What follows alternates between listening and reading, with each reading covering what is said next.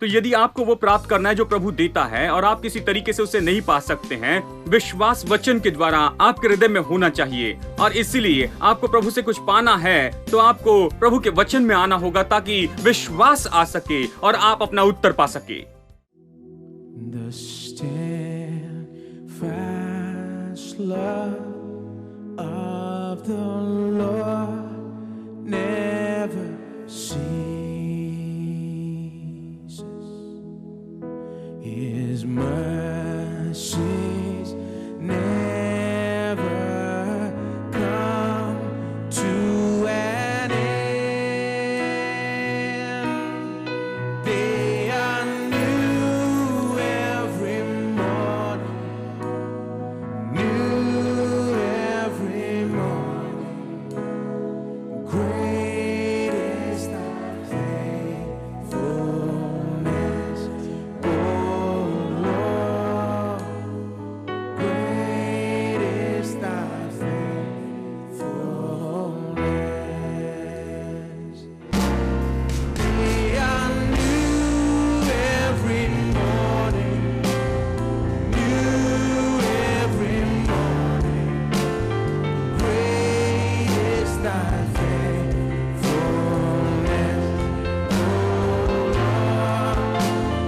Great is thy faithfulness. The steadfast love of the Lord never ceases.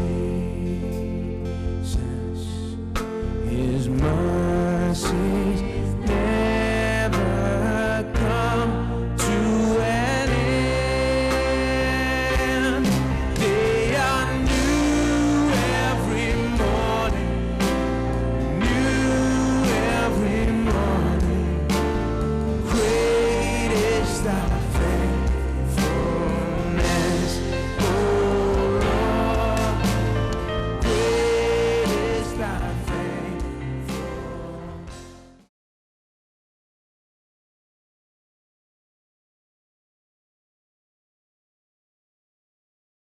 सब कुछ केवल एक ही नियम से हुआ, वो था विश्वास का नियम। विश्वास से मनुष्य परमेश्वर के पास आया और परमेश्वर मनुष्य के पास आया और उनकी अच्छी संगति थी। जिस समय मनुष्य ने पाप किया तो विश्वास भय में बदल गया। अब भय कुछ ऐसा नहीं जिसे शैतान ने बनाया। शैतान कुछ नहीं बनाता, वो रचना करने वाला नहीं है, परमेश्वर बनाता है। तो शैतान कुछ नहीं बना सकता, उसने भय नहीं बनाया है। उसने केवल विश्वास लिया और उसे भय में बदल दिया है। उसने तोड़ा और मरोड़ा और जो कुछ वहां पर था उसे तोड़ मरोड़ कर उसने पूरी तरह बुरा बना दिया। इतना ही, वो कुछ नहीं बना सकता, उसने कभी कुछ नहीं बनाया। तो शैतान ने विश्वास लिया और विश्वास अब भय बन गया है। इसलिए यदि आप विश्वास और भय को देखें, दोनों में एक ही खासियत है। देखा जाए तो दोनों एक ही है। मैं आपसे कहता हूं विश्वास ही भय है। आप में से कुछ लोग कहेंगे ये अजीब है। मैं आपको ये दिखाता हूं, सबूत देता हूं। डर ही विश्वास है। ये दूसरे किस्म का विश्वास है। ये विश्वास के जैसे काम करता है। विश्वास डर के जैसे काम करता है। डर विश्वास के जैसे काम करता है, क्योंकि विश्वास ही डर है। कैसे, शायद आप कहेंगे। मैं आपसे कहता हूं, विश्वास सांप की योग्यता में कि वो आपको चोट पहुंचाएगा, वो क्या है? वो डर है। डर क्या है? आप विश्वास करते हैं कि सांप आपको काटेगा, आपको मारेगा? ये विश्वास करते हैं? सांप यदि आपको काटता है तो आप मर जाएंगे? यही तो डर है। आप विश्वास करते हैं, भरोसा करते हैं कि वो आपको काटेगा। विश्वास जादू टोने पर कि वो आप पर प्रभाव डालेगा, ये डर है। शत्रु की योग्यता में कि वो आप पर प्रभाव डाले। मैं मानता हूं कि कुछ लोग कहते हैं मैं इस पर विश्वास नहीं करता। इसका मतलब है कि मैं ये कहता हूं कि मैं उस पर भरोसा नहीं करता। मैं उस पर विश्वास नहीं करता कि जादू फिर मुझ पर प्रभाव डालेगा। इसलिए वो यही कहते हैं। और देखिए, विश्वास डर यानी विश्वास ही होता है। आप विश्वास करते हैं कि सांप आपको चोट पहुंचाएगा। सांप का डर तो यह विश्वास ही है कि सांप आपको चोट पहुंचाएगा। सांप का डर विश्वास है। इसे फिर से कहता हूं, सांप का डर तो विश्वास है। यह कैसे विश्वास होगा? आपने विश्वास किया कि वो आपको चोट पहुंचाएगा। आपने विश्वास किया कि वो आपको मार डालेगा। इस पर विश्वास करते हैं। बीमारी कब है? तो विश्वास है कि वो आपको मार डालेगी। हेलो। डर विश्वास है कि ये बीमारी आपको मार डालेगी। आप विश्वास करते ये बीमारी मार डालेगी, यही विश्वास है। आप ये विश्वास करते। ऐसे भी लोग हैं जो विश्वास नहीं करते। हाँ, ऐसे भी लोग हैं जो सांप काटने पर भी विश्वास नहीं करते कि वो मर जाएंगे। ऐसे भी लोग हैं जो विश्वास नहीं करते कि बीमारी से मर जाएंगे। चाहे उन्हें कोई भी बीमारी हो, वो उससे मरने से इनकार करते हैं। मैंने ऐसे लोग देखे हैं। अब आप मेरे साथ में थोड़ा सोचिए। मैं आपको बताना चाहता हूं, पतन के बाद दो तरह के नियम काम करते हैं। लेकिन पहले तो एक ही नियम था, विश्वास का नियम। अब दो तरह के नियम हैं, विश्वास का नियम और डर का नियम। भय अब तथ्य हो गया, इसीलिए हर कोई डर में काम करता है। डर अब हमारे लिए ज्यादा स्वाभाविक हो गया। स्वाभाविक व्यक्ति पतन पाया है। हम सब स्वभाव पतन पाए हुए व्यक्ति आदम से पाए हैं। वो हमारा परदादा था, इसलिए ये स्वाभाविक हो गया है, ये हमें मिला है। और इसलिए यदि हम किसी व्यक्ति से दिशा के बारे में पूछे, वो हमेशा कहेगा दूसरे रेड लाइट में जाना, बाएं मुड़ना, तीसरे रेड लाइट पर से दाएं मुड़ना। अब मैं आपसे पूछता हूं कि आप रेड लाइट क्यों कहते हैं? ये तो ग्रीन लाइट के जितना ही रेड लाइट है। आप ऐसा क्यों नहीं कहते कि दूसरे ग्रीन लाइट पर जाना, वहां से बाएं मुड़ना और तीसरे ग्रीन लाइट से दाहिने मुड़ना? क्योंकि आप उसे नहीं कहते, क्योंकि मनुष्य जाति नकारात्मक रीति से निश्चित हो गई है जब से पतन हुआ। हम रेड के विषय में ही सोचते हैं, हम मृत्यु के बारे में सोचते हैं। तो इसलिए मृत्यु शब्द हमारे लिए बहुत ही स्वाभाविक शब्द हो गया है। ओ, मैं वो केक खाने के लिए मरा जाता हूं। देखिए, हम इसमें बहुत ही गहराई में चले गए हैं। मृत्यु शब्द हर एक भाषा में, देखिए मैंने इसे पढ़ा है, कहीं ना कहीं हर भाषा में लोगों ने इसे बहुत सहयोग दिया है। इसलिए लोगों के लिए मरना मुश्किल नहीं है, क्योंकि जानते हैं वो बहुत आसानी से मरते हैं, क्योंकि भाषा में उन्होंने मृत्यु को इतना शामिल कर लिया है। आदम के पतन के बाद देखिए, उसने पाप करने के बाद 900 साल लग गए उसे मरने के लिए, क्योंकि वो नहीं जानता था कि कैसे मरते। वो इस बात को नहीं जानता था, उसने अभी भी बात करना नहीं सीखा। इसीलिए वो 900 साल तक जीवित रहा, क्योंकि जानते हैं मृत्यु अभी तक उसके मुंह में नहीं आई थी। अब हम तो इस काम में बिल्कुल मास्टर बन गए हैं।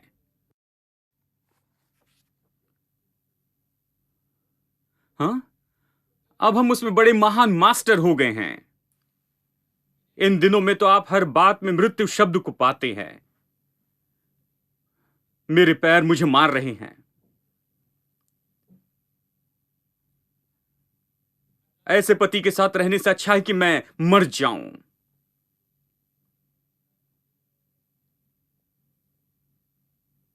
आप और क्या चाहती हैं? बहुत ज्यादा व्यक्तिगत नहीं होना चाहता। मैं वो फिल्म देखने के लिए मरा जा रहा हूं। आप वो फिल्म देखने के लिए क्यों मर रहे हैं? इस शब्द के बिना हम कुछ नहीं कर सकते, क्योंकि हमारा भाग बन चुका है, क्योंकि हम नकारात्मक रूप में चलते हैं। अब यह ऐसा है, सब दो नियम पर काम करता है, विश्वास और डर। अब मैं यहां रविवार के शाम का संदेश आपको बता रहा हूं, क्योंकि ये इससे मिलता है। मैं ये बताना चाहता हूं, सब कुछ जो हमारे साथ होता है वो विश्वास के कारण होता है या फिर डर के कारण होता है, क्योंकि परमेश्वर इसे नहीं करता है। परमेश्वर ने नियम सक्रिय किए हैं, और हम जिस नियम में काम करते हैं वही हमारे जीवन में होता है, और वही हमारे जीवन में होते जाता है। भला मनुष्य अपने मन के भले भंडार से भली बातें निकालता है, और बुरा मनुष्य अपने मन के बुरे भंडार से बुरी बातें निकालता है। इसलिए आप ही वो निकालते हैं, परमेश्वर नहीं लाता, आप ही लाते हैं। जब से परमेश्वर ने अदन की वाटिका में वो सारे पेड़ लगाए थे, उसके बाद में उसने एक भी नया पेड़ नहीं लगाया है। मनुष्य ने उसे लिया और उसे लगाया, ज्यादा पेड़ लगाए। हर पेड़ का बीज उसी में होता है। यदि आपको ज्यादा पेड़ चाहिए, आप बीज ले, उसे लगाए, आपके पास ज्यादा पेड़ होंगे। यदि आपके पास मेलजोल है तो उसे मिक्स मैच करें और लगाएं और नई चीजों को बनाते जाएं। लेकिन ये वही से आता है जिसे परमेश्वर ने पहले बनाया। परमेश्वर कुछ नया नहीं बना रहा है, हम बनाते जा रहे हैं। और मैं आपसे कहूं कि आपकी मुश्किलें आप ही ने बनाई हैं। हेलो। और सब कुछ अच्छा आपके साथ होता है वो भी आपने बनाया है। अब देखिए, ये तब होता है जब आप विश्वास के नियम को सक्रिय करते हैं या आप डर के नियम को सक्रिय करते जाते हैं। अय्यूब के उदाहरण को लीजिए। उसने कहा, जिन बातों से मैं बहुत डरता था वही मुझ पर आई हैं। इसका मतलब वो डरते रहा और डर के बारे में कहते रहा, उसकी चिंता करते रहा, उस पर मनन करते रहा, इसलिए डर वास्तविकता में बदल गया। मरकुस 11:24 विश्वास के बारे में कहता है, जो कुछ भी तुम मांगो जब तुम प्रार्थना करो तो विश्वास करो कि तुम्हें मिल गया और तुम्हें मिल जाएगा। क्या आपकी कोई इच्छा, आप कुछ चाहते हैं? आपको अच्छी नौकरी चाहिए या सब कुछ चाहिए? विश्वास कीजिए कि मिल गया तो और आपको मिल जाएगा। आपकी जो भी इच्छा है आपको मिल जाएगा। यही तो विश्वास का नियम है। अब यही वचन डर के अनुसार लिखा जा सकता है और मैं आपको इसके बारे में बताते जाऊंगा। मरकुस 11:24 लेकिन डर शब्द में बदला गया है। यह कहता है, जो कुछ भी तुम अपने जीवन में नहीं देखना चाहते हो लेकिन चिंता करते हो कि शायद यह हो जाएगा और विश्वास करते हो कि ऐसा हो जाएगा, तो आपके साथ में वैसे ही होगा। जो कुछ भी, जो चीज आप नहीं चाहते हैं कि आपके साथ हो, आप नहीं चाहते लेकिन चिंता करते कि होगा और आपके साथ बस वही होगा। और इसलिए तो यह है, मैं ऐसा क्यों कह रहा हूं? क्योंकि विश्वास और डर एक जैसे ही है, एक ही चीज से बने हैं। ये दोनों अलग चीजें नहीं है, दोनों एक ही हैं, बस एक दूसरे के विपरीत है। ठीक है, तो सब कुछ नियम से काम करता है। मैं आपको बताना चाहता हूं कि परमेश्वर की आशीष को प्राप्त करने के लिए भी नियम है। तो प्रभु की आशीष जगत की उत्पत्ति के पहले से निश्चित है, पहले से ही जगत की पहले से तय है, जगत की उत्पत्ति के पहले से रखी गई है। अब यदि हमने नहीं पाई है तो यह परमेश्वर की समस्या नहीं है। परमेश्वर ने पाने के लिए नियम सक्रिय कर दिए हैं। जैसे उसने बोने और काटने का नियम बनाया है, इसी तरह से परमेश्वर ने प्राप्त करने का नियम भी बनाया है। परमेश्वर से आपको प्राप्त करने का भी तरीका है। वो जो परमेश्वर के पास आता है वो विश्वास करे कि वो है और अपने खोजने वाले को प्रतिफल देता है। और किसी तरह से प्रभु के पास नहीं आ सकते दोस्तों। प्रभु के पास आने का और कोई तरीका नहीं। वो ये नहीं कहता कि यदि तुम घुटनों पर आओगे और जब तुम्हारे घुटने छिल जाएंगे तब उस तरीके से तुम प्रभु के पास आओगे। नहीं, ऐसे भी लोग हैं जिन्होंने कोशिश की और पाया कि कोई फायदा नहीं है। हाँ?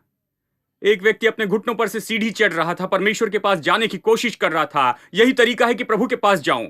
मैं अपने घुटने पर चढ़ूंगा और दुख उठाते जाऊंगा और मैं चढ़ता जाऊंगा और परमेश्वर के पास पहुंच जाऊंगा। परमेश्वर ने कहा, तुम मूर्ख है, तुम इस तरह से नहीं आ सकते हो, तुम्हें यीशु के द्वारा आना होगा। यीशु पर अपना विश्वास रखो। तुम्हें विश्वास करना है कि वो है और जो खोजता है उसको प्रतिफल देता है।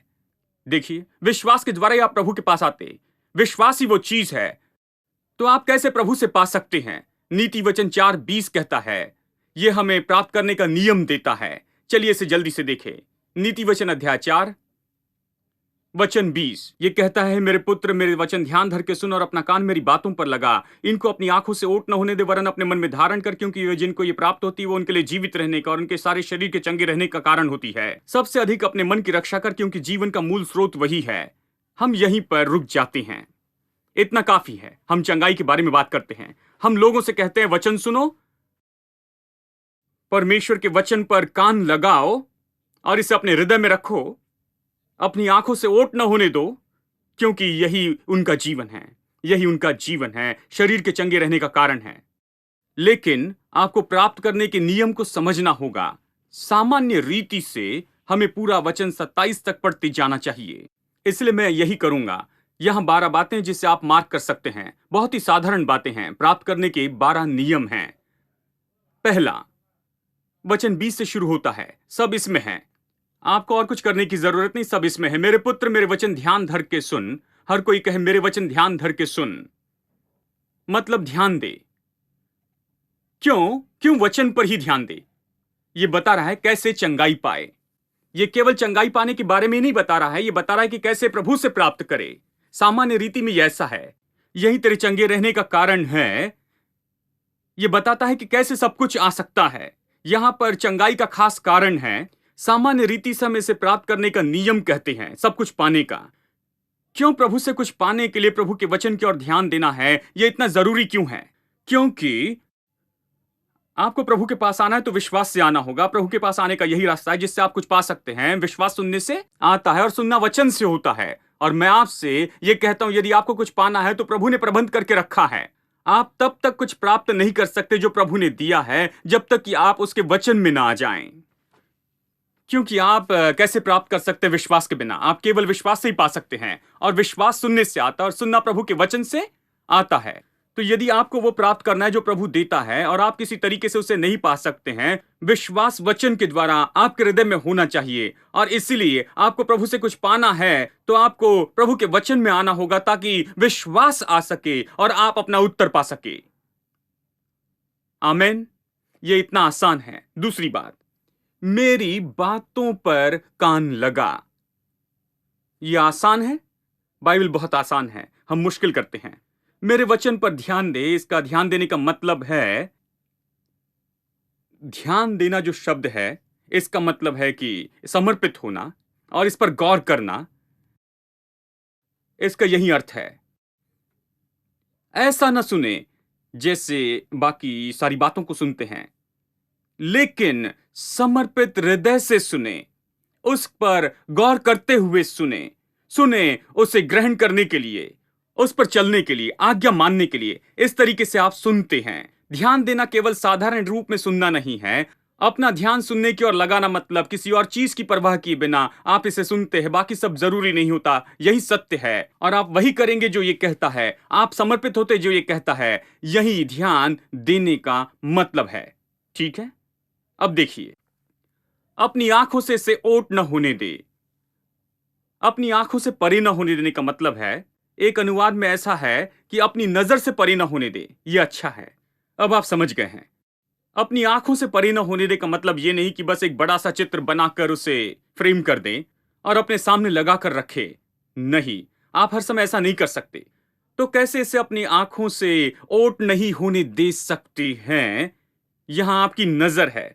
दूसरे शब्दों में, इससे अपना ध्यान ना हटने दे, अपने विचारों से ना हटने दे, अपने लक्ष्य से ना हटने दे, अपने मन से ना हटने दे, अपने हृदय से ना हटने दे, अपने दिल से न हटने दे, इसे अपने से दूर न जाने दे। वचन को ले ले और उसे अपने सामने रखें। हर समय उसे अपने सामने रखते चले जाएं। यह आंखों के सामने रखने की बात नहीं कर रहा है, हर समय उस पर ध्यान करने की बात कर रहा है। अपना मन और अपना हृदय, अपना दिल और सब कुछ प्रभु के वचन पर ध्यान रखने के विषय में कह रहा है। आमीन। फिर आइए पढ़ते हैं। इसे अपने हृदय में रखना, इसे अपने दिल में रखना। अब यह तो बहुत ही महत्वपूर्ण बात है, क्योंकि जो बात इसके बाद में आती है, यह तो बहुत ही बहुमूल्य स्पष्टीकरण है। इसे अपने हृदय में रखना, बीच में रखना, हृदय के बीच में रखने का मतलब है कि ये प्रभु के वचन की प्रतिज्ञाएं, जो आपकी जरूरत है, जो आपको चाहिए, जो आप देखना चाहते हैं, जो आपकी इच्छा है, प्रभु के वचनों पर ध्यान दे, इसे अपने हृदय का केंद्र होने दे। इसका मतलब है कि ये कहीं कोने में पड़ा न रहे, ये कहीं एक तरफ रह न जाए, इसे बीचों बीच में रखते जाएं, इसे केंद्र में रखें, अपने हृदय में रखें, इसे केंद्र में रखें। जो कुछ भी आप प्रभु से पाना चाहते हैं, जो कुछ भी प्रभु की इच्छा है कि आप पाएं, ये तो आपके दिल के केंद्र में होना चाहिए। मेरे दोस्तों, केंद्र का यही मतलब है। फिर ये कहता है, आपका हृदय, ये उनके लिए जो शरीर की चंगाई पाना चाहते हैं। ये वचन शारीरिक चंगाई है। हम इसे इस तरह से कह सकते हैं, ये उनके लिए जीवन और उनके शरीर के लिए चंगाई है। ये शरीर में भी काम करता है, ये शरीर में भी काम करता है, इस तरह से कह सकते हैं। यदि आपको चंगाई चाहिए तो आप इसे केंद्र में रखें और अपना ध्यान इसी पर बनाए रखें। आप इससे चंगाई पा सकते हैं, ये कहता है। फिर सबसे अधिक अपने मन की रक्षा कर, क्योंकि जीवन का मूल स्रोत वही है, क्योंकि यहीं से जीवन में सब कुछ आता है। व्यभिचार और लूटना, हत्या और ये सब कुछ, यीशु ने कहा, सब कुछ हृदय से ही निकलता है। हाँ, यीशु ने कहा कि भला मनुष्य अपने मन के भले भंडार से भली चीजें निकालता है, बुरा मनुष्य बुरी चीजें निकालता है। हृदय वो स्रोत है, ये जीवन का स्रोत है, यहां से सब कुछ निकलता है। तो ये कहता है, अपने हृदय की सब बुराई से चौकसी करना। अब ये बहुत ही जरूरी है कि चौकसी करे। क्यों चौकसी करे? क्योंकि हृदय वो खास जगह है, प्रभु का एकमात्र क्षेत्र है। यीशु क्या कहता है? मुझे अपना हृदय दो। वो और कुछ नहीं मांगता है, वो आपका हृदय चाहता है, क्योंकि वो जानता है यदि आप अपना हृदय दोगे तो सब कुछ उसका ही है। ठीक है, यदि आपका हृदय उसका है तो सब कुछ उसका ही है। बहुत से लोगों ने अपना हृदय नहीं दिया है, इसलिए परमेश्वर का कुछ भी नहीं है। ये मेरा है, वो मेरा है, मेरा पैसा है, मेरी जगह है, मेरा घर है, मेरा सब कुछ है। जानते हैं, वो ऐसा देखते हैं कि सब कुछ उन्हीं का है, परमेश्वर का कुछ नहीं है। बच्चे भी बाइबल कहती प्रभु के हैं। बच्चे मेरे हैं, प्रभु कहता है। तो आपके बच्चे भी परमेश्वर की ही देन हैं। आपके बच्चे हैं क्योंकि परमेश्वर चाहता है कि भक्तिपूर्ण बच्चे हो, इसलिए प्रभु बच्चे देता है। इस तरह से हम सब कुछ देखते हैं, लेकिन समस्या है हृदय के साथ। मनुष्य सोचता है कि सब कुछ उसी का है, लेकिन जब वो अपना हृदय प्रभु को देता है तब सब कुछ दूसरे तरीके से देखने लगता है। सब कुछ परमेश्वर का हो जाता है। हृदय प्रभु का एकमात्र क्षेत्र है। केवल प्रभु का वचन और प्रभु की बातें ही उस जगह हृदय में होनी चाहिए। हर बात के लिए जगह नहीं है। यह अविश्वास की जगह नहीं है। यह कंप्यूटर के जैसे है, यदि आप बग्स आने दे तो खराब हो जाएगा। वायरस इसे खराब कर देंगे, यह खराब हो जाएगा। इसे सुरक्षित रखना पड़ेगा। इसे हर एक बुरे प्रभाव से सुरक्षित रखना होगा। जानते हैं, हृदय और मन इसी तरह का है। खास करके हृदय प्रभु का एकमात्र क्षेत्र है। इसलिए बाइबल नए नियम में कहती है, अपने हृदय की रक्षा करो। हृदय की रक्षा करने का मतलब क्या है? इसका मतलब है कि इसे प्रभु के लिए ही रहने दे, केवल प्रभु के वचन के लिए ही। इसमें कोई संदेह न डाले, कोई बेकार की बात न डाले, बस प्रभु के लिए ही रहने दे, केवल प्रभु के वचन से इसे भर दे। यही इसका मतलब है, यही इसका अर्थ है। सारी बुद्धि के साथ और पूरे ध्यान के साथ इसकी रक्षा करे। ठीक है, इसे दूर रखना। अब वचन 24 में पढ़ रहा हूं, हम वचन 23 तक ही पढ़ते हैं। अब हम वचन 24 क्यों पढ़ रहे हैं? क्योंकि इन वचनों से यह मिलता है। मैं इन वचनों को पढ़ूंगा जिसे अभी पढ़ा था। हम किसी और बात के बारे में नहीं कह रहे हैं। विषय अभी तक खत्म नहीं हुआ। अभी भी बात कर रहा है कि कैसे प्राप्त करें, कैसे चंगाई पाए, कैसे सब कुछ पाए। इसे कैसे पाए? प्रभु के वचन सुने, प्रभु के वचन की ओर कान लगाए, अपनी आंखों से इसे ओट न होने दे, अपने हृदय में रखे, अपने हृदय की हर बुराई से रक्षा करे, और ये सब। अब आगे ये कहता है कि अपने मुंह को टेढ़ी बातों से बचाए रख। ये मुंह से टेढ़ी बातें क्या है? एक अनुवाद कहता है, आज्ञा भंग करने वाला मुंह तुझसे दूर रहे। आज्ञा भंग करने वाला मुंह, जो परमेश्वर की आज्ञा नहीं मानता, मुंह जो वही कहता है बस आज्ञा भंग करना। प्रभु एक बात कहता है तो मुंह दूसरी बात कहता है। प्रभु का वचन नहीं मानता, प्रभु का वचन प्राप्त नहीं करता, प्रभु का वचन मुंह में नहीं रखता है। आज्ञा भंग करने वाला मुंह होता है। प्रभु कहता है, तुम्हें चंगाई चाहिए या जो भी चाहिए तो अपने मुंह से व्यवहार करो। यदि आप याकूब 3 पढ़े, हमने इसके बारे में पूरी तरह से देखा। याकूब 3 कहता है, एक छोटी सी चिंगारी पूरे जंगल में आग लगाती है। जीभ इसी तरह से होती है। याकूब 3 कहता है कि ये पूरे जीवन की गति को ही जला देती है। मुंह के कारण जीवन का चक्र रुक जाता है, क्योंकि आपका मुंह आपके जीवन के चक्र को जला देता है। क्या यह अजीब नहीं? और बाइबल कहती है, एक बड़े जहाज को एक छोटी सी पतवार से घुमाया जा सकता है। मुंह स्टीयरिंग व्हील के जैसे है। अब अगर आपको सफलता चाहिए, अच्छी चीजें आप पाना चाहते हैं, तो आप उन बातों में चलिए जो परमेश्वर ने आपके लिए बनाया है, तैयार किया है। जगत की उत्पत्ति के पहले से आपके लिए तैयार किया है अच्छा जीवन जो आपका इंतजार कर रहा है। आपको वहां जाना है। आपको पहले अपना मुंह संभालना होगा, क्योंकि मुंह तो वो है, स्टीयरिंग व्हील है। मुंह आपको गलत जगह पर ले जा सकता है। विश्वास कीजिए दोस्तों। फिर एक बड़ा जहाज एक छोटे से पतवार से मुड़ता है। बहुत से लोग अपने जीवन में गलत दिशा में जाते हैं, गलत दिशा में बढ़ते हैं, गलत तरीके से जा रहे हैं। जहां पर श्राप है, वो तो असफलता की दिशा की ओर बढ़ते जा रहे हैं, संकट की दिशा की ओर बढ़ रहे हैं, मुंह के कारण ही। मुंह को सही कीजिए, ये कहता है। झूठ मत बोलते जाइए। आज्ञा भंग करने वाला मुंह न रखे। पवित्र आत्मा से आपके मुंह पर आप नियंत्रण कीजिए, हर विचार को नियंत्रण में रखें।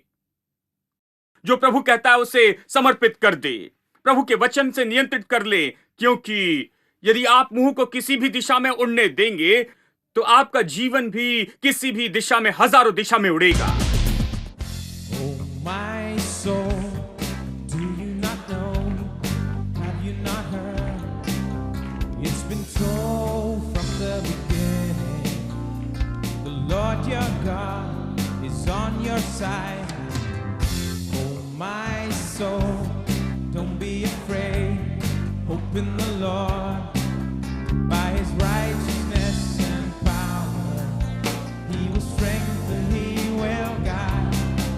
And I will soar on wings like eagles, held by the hand of God. I will run and not grow tired.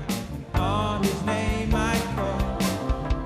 For the Lord is never weary. His ways are beyond my thoughts. I will trust in him with all my heart.